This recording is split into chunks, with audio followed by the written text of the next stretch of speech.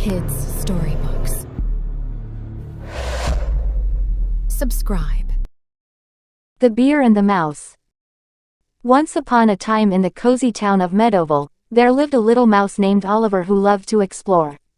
One sunny afternoon, while scampering through the fields, Oliver stumbled upon a peculiar sight, a shiny, sparkling bottle with a label that read, "Magic Bubbles."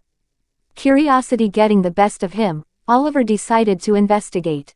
To his surprise, the bottle was filled with a fizzy, golden liquid. Before he could stop himself, he took a tiny sip and felt a burst of energy. Little did Oliver know, it was a magical brew that made him as bubbly as the drink itself.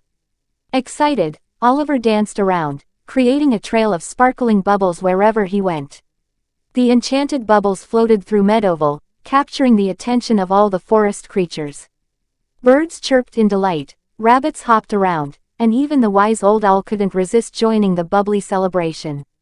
As the sun set, Oliver realized the magic was fading.